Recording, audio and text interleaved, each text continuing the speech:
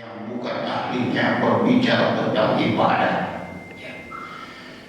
Ibadah sholat 5 waktu bisa sekaligus katanya. Itulah yang paham-paham yang menyesatkan. Bahkan dalam sebuah keterangan jelaskan, jadi sholat itu sangat bergantung kepada waktu-waktunya yang 5 waktu. Inna sholata kanat alal mu'minina kitaban mawquta. Kita sholat subuh, maka niatnya sholat subuh. Kita sholat duhur, niatnya sholat duhur. Kita sholat asar, niatnya sholat asar.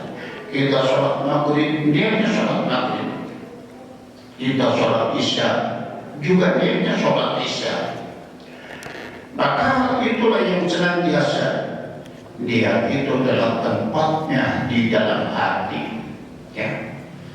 Adapun selanjutnya, ada yang senantiasa mengungkapkan niat itu dengan sir, dengan pelan-pelan, silakan saja. Akan tetapi fokusnya dalam hati, dan kemudian ada lagi yang niatnya cukup saja dalam hati, silakan saja. Jangan diperdebatkan, itu urusan masalah ilmiah. Hanya perbedaan usuri lalu pindah masjid, hanya perbedaan kunut lalu membuat masjid sendiri. Maka inilah yang harus kita hindari. Betapa penting kewajiban kita silaturahmi dalam rangka kita membangun semangat kebersamaan. Islam menegaskan bahwa hendaklah kita menjadi hamba Allah yang ittiba. Ittiba itu yang bagaimana?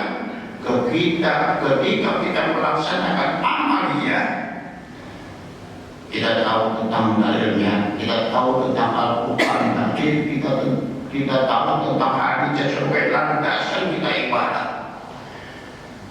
Yang tidak boleh kita adalah taklid buta. Ya, kita mengikuti tapi tidak tahu alasannya. Maka itulah yang dilarang sama sekali. Buta sama sekali.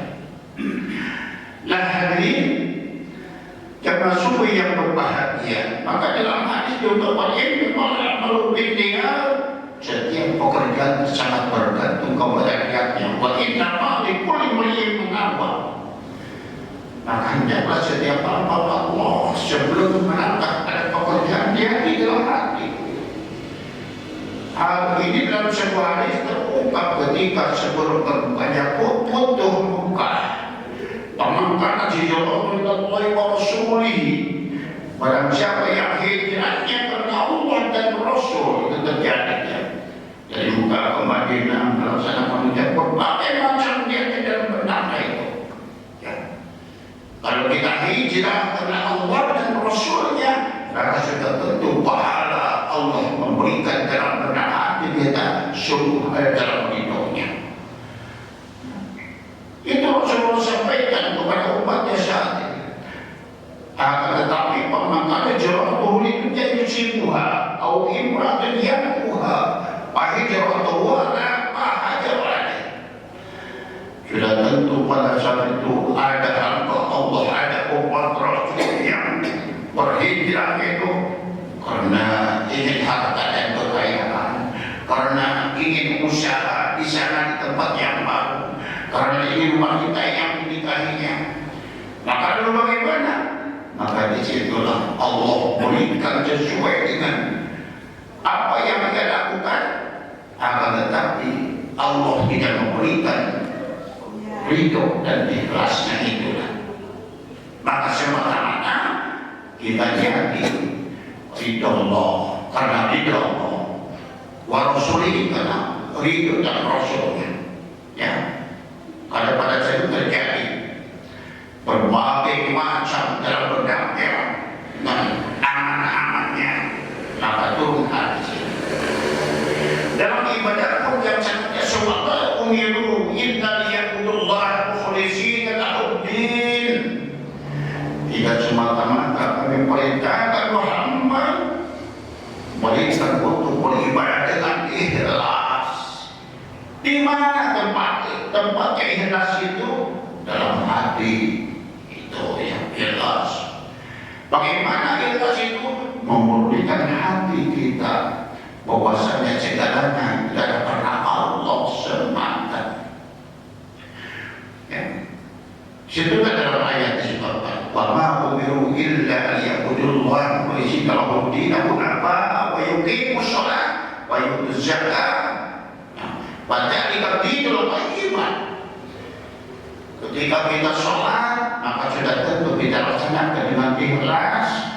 Hati kita senantiasa kita jaga terpelihara dengan ikhlas. Tidak ada pandangan-pandangan yang lain-lain. Murni karena Allah. Kita menegakkan ibadah siapa juga tidak ada pandangan-pandangan dari yang lainnya. Apa tadi? Murni untuk mencucikan diri kita sendiri semua harta kekayaan yang ada pada kita. Dan dinul qayyim, maka itulah ya. Dinul qayyimah, itulah agama yang lurus dari Allah Subhanahu wa Ta'ala.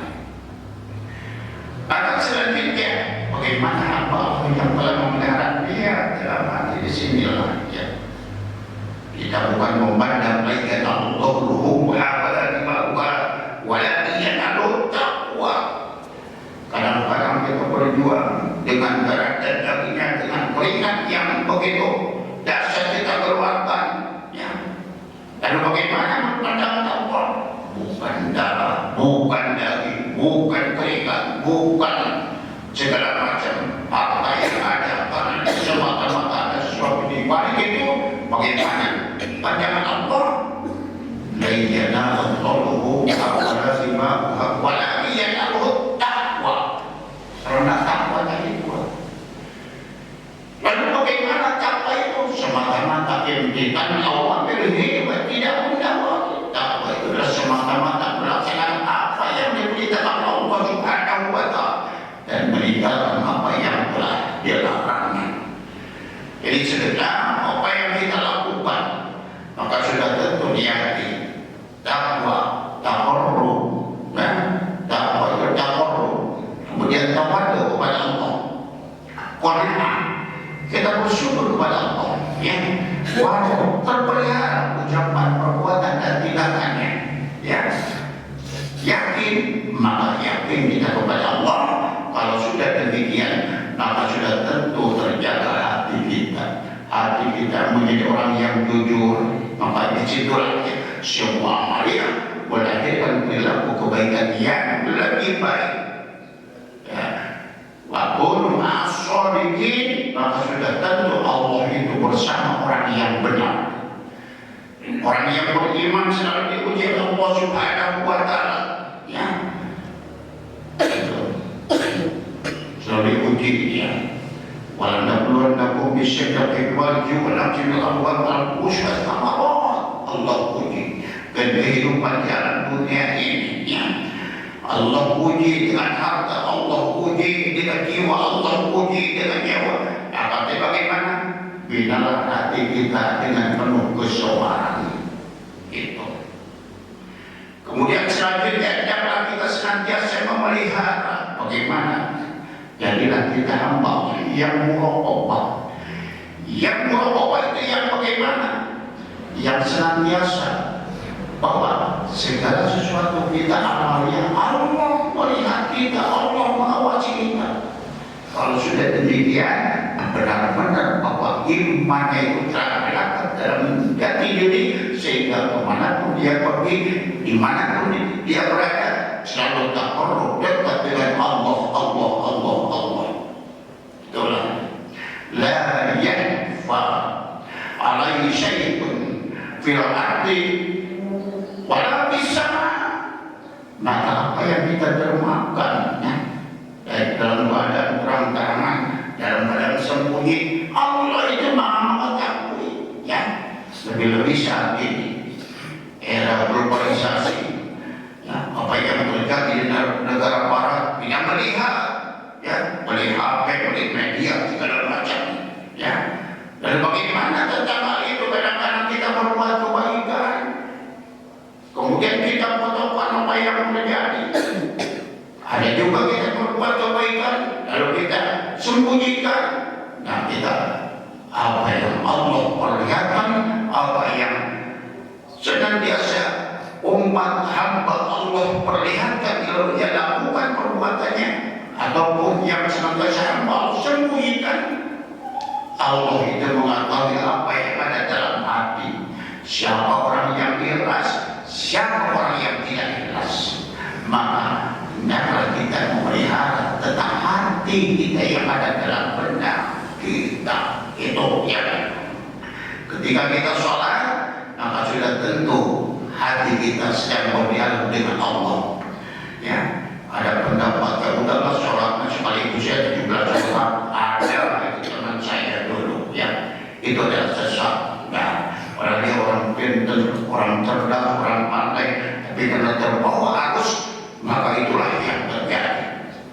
Bahkan dalam hal hadirin yang masuk yang berbahagia, hendaklah kita memelihara hati ya, untuk senantiasa membangun niat yang istiqomah.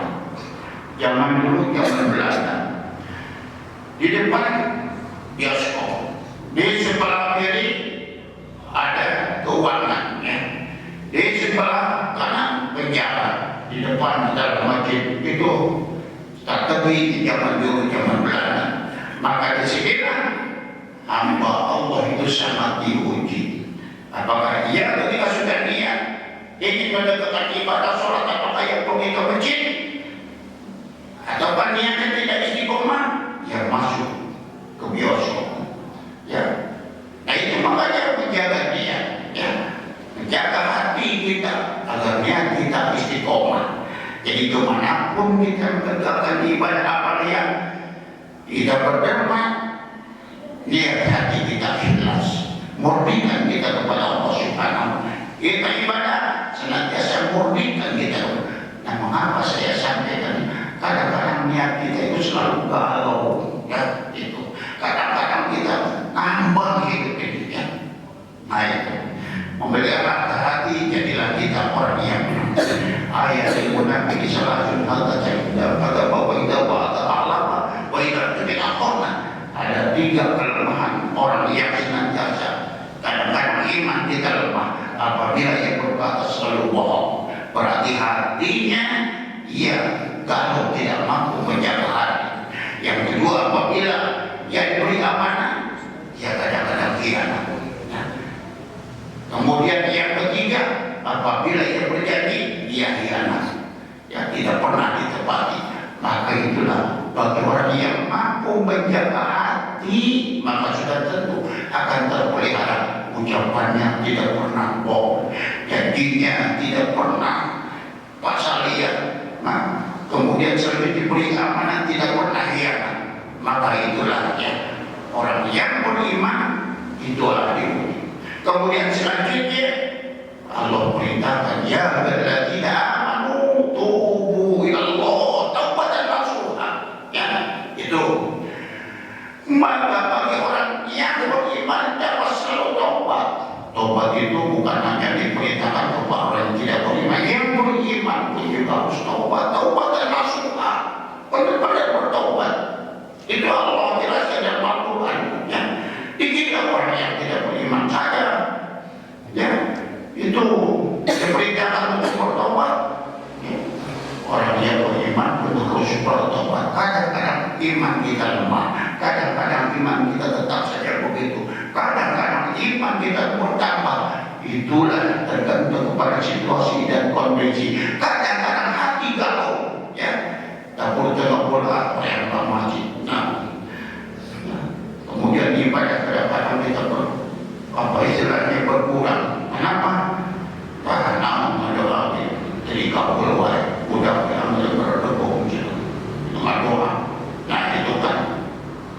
Jadi kadang-kadang kita tahu, padahal sebenarnya bahwa Allah Subhanahu wa Ta'ala mengabulkan urusan doa hamba yang di alam dunia ini tergantung kepada kemaslahatan. Allah lebih tahu kepada hambanya.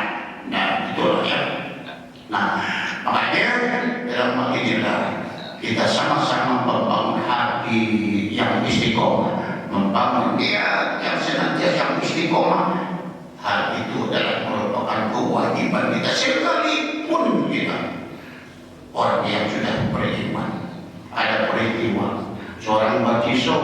kali tahun ya. Dia Allah berikan usia yang panjang. Dia ahli ibadah, ya. Dia ahli yang senantiasa selalu ia menghadiri pengajian-pengajian. Akan jadi bagaimana ketika itu iblis menggoda kepadanya kepada Barjisho. Lalu apa?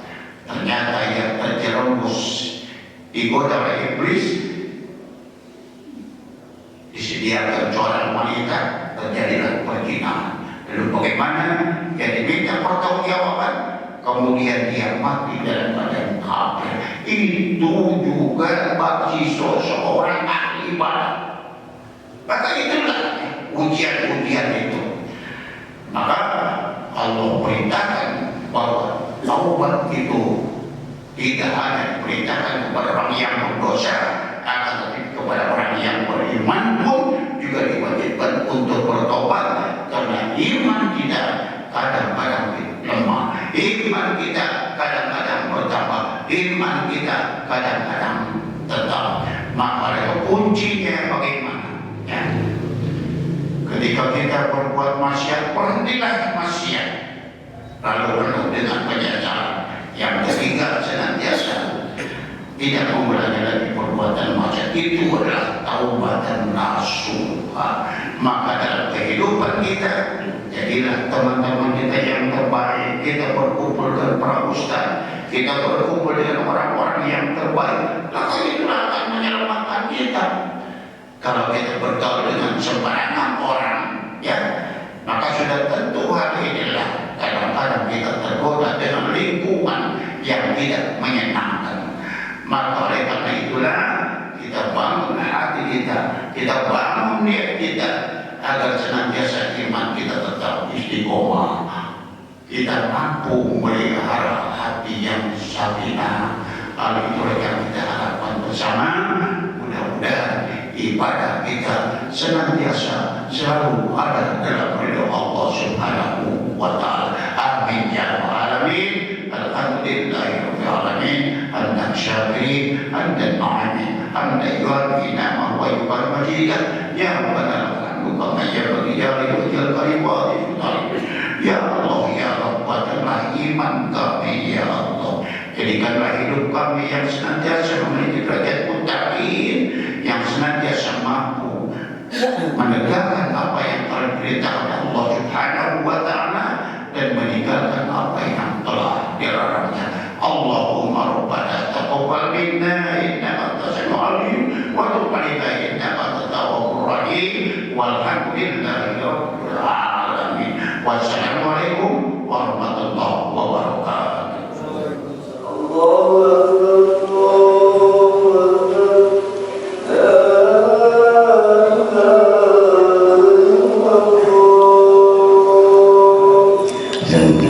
Bismillahirrahmanirrahim. Alhamdulillahi rabbil alamin. Ar-Rahmanir Rahim. Maliki yaumiddin. Iyyaka na'budu wa iyyaka nasta'in. Ihdinas siratal mustaqim. Siratal ladzina an'amta 'alaihim ghairil maghdubi 'alaihim waladdallin.